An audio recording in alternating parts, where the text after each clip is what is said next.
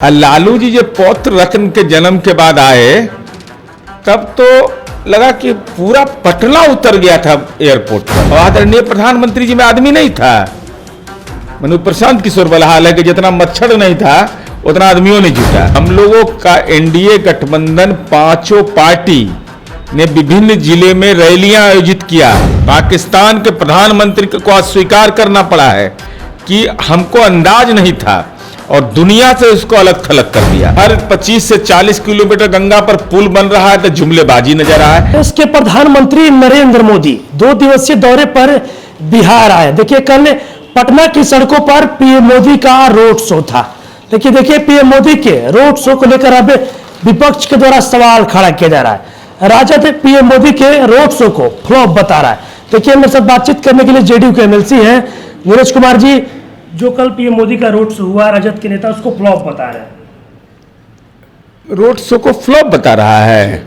और लालू जी जब पौत्र रत्न के जन्म के बाद आए तब तो लगा कि पूरा पटना उतर गया था एयरपोर्ट पर। कहाँ कोई वहां जगह कहाँ था। वहां तो सीआईएसएफ को इतना मशक्कत करना पड़ा कि लालू जी लैंड किए। बाप रे बाप, लगा कि एकदम गत्थम गुत्थ हो गया, भीड़ जुट गया। और आदरणीय प्रधानमंत्री जी में आदमी नहीं था। मनु प्रशांत किशोर बलहाल है कि जितना मच्छर नहीं था उतना आदमियों ने जुटा। अरे इसके अर्थ समझ में इन लोग को नहीं आता है। हम लोगों का एनडीए गठबंधन पांचों पार्टी ने विभिन्न जिले में रैलियां आयोजित किया, हुंकार भरा, 25 से 30 फिर से नीतीश, और उसी क्रम में यह दौरा था, उसी का एक अंग था यह। आदरणीय प्रधानमंत्री जी का स्वागत। अरे हमारे घर के सामने तो इतने छोटे छोटे बच्चे कर रहे थे। जो लोग राजनीति करने का आरोप लगाते तो वोटर नहीं था, लेकिन ऑपरेशन सिंदूर में मोहम्मद इम्तियाज की शहादत और लोगों का आत्मगौरव बढ़ा है। हमारा बेटा और भाई शहीद हुआ है और मधुबनी से हुंकार भरा गया। माननीय नीतीश कुमार जी ने एकजुटता का संदेश दिया और आदरणीय प्रधानमंत्री जी ने आतंकी ठिकानों को ध्वस्त करने की बात कही थी। 22 मिनट के अंदर कर दिया। 22 मिनट में पाकिस्तान के प्रधानमंत्री को अस्वीकार करना पड़ा है कि हमको अंदाज नहीं था और दुनिया से उसको अलग थलग कर दिया। 3 देश उसके साथ खड़े हैं। अब तब अगर विपक्ष को यह असफल नजर आता है तो भगवान इनको मदद करेंगे। एक सवाल यह है कि कल जिस तरीके से ऑपरेशन सिंदूर की सफलता के बाद पीएम मोदी पहली बार बिहार आए थे और आज रोहतास के विक्रमगंज में गए हैं, कई बड़ी सौगात भी देंगे और कल पटना एयरपोर्ट नए टर्मिनल 1 का उद्घाटन भी किए। उसके बावजूद विपक्ष के लोग बोल रहे हैं कि जुमलेबाजी है। अरे अगर जुमलेबाजी यह है तो हम तो विनम्रता से अनुरोध कर रहे हैं कि एयर टर्मिनल का जब विस्तार हुआ है उधर देखना मना है विपक्ष के नेता को। उधर से जहाज पर भी नहीं चढ़ना है। कहेंगे तो हम एयरपोर्ट अथॉरिटी ऑफ इंडिया को लिखेंगे पत्र कि भाई इनके लिए अलग रास्ता बना दीजिए। और जैसे अब राष्ट्रीय राजमार्ग को 4 लेन किया गया है, उसका उद्घाटन है।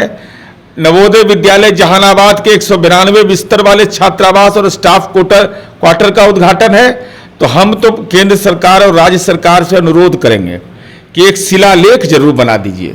उस शिलालेख में बयान लिखवा दीजिए, इतना तारीख को इतना ई नेता का, राजद के नेता का बयान है, कांग्रेस के नेता का बयान है, और उसमें डेट अंग्रेजी का मत दीजिए।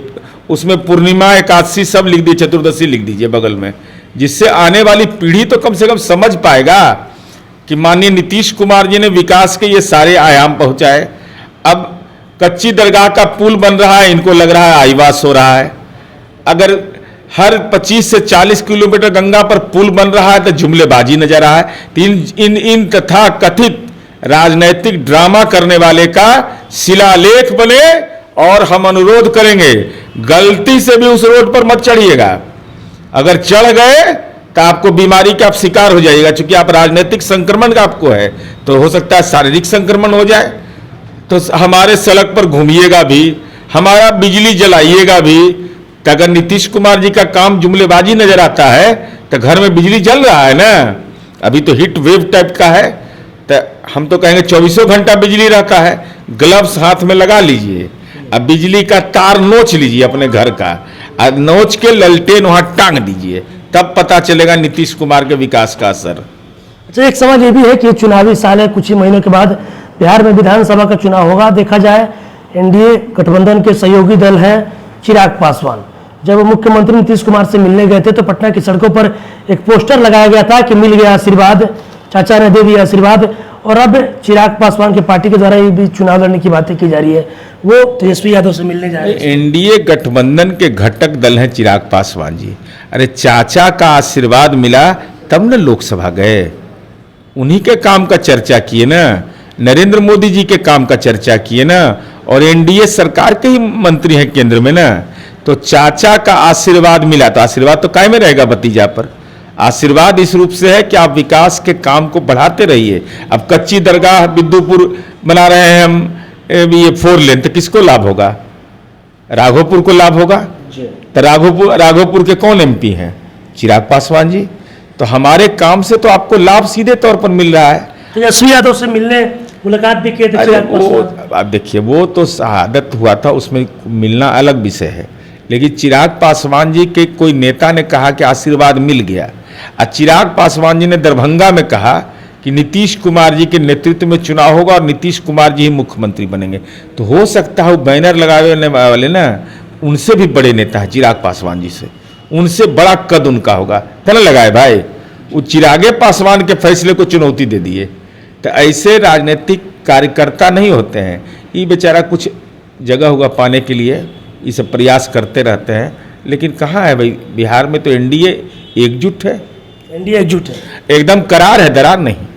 देखिए मेरे साथ जेडीयू के एमएलसी नीरज कुमार जी थे। क्या कुछ कहना था आपने वो तमाम चीजें इस वीडियो में देखिए। बस इस तरह की तमाम खबरों के साथ मेरे साथ जुड़े रहे। तब तक धन्यवाद।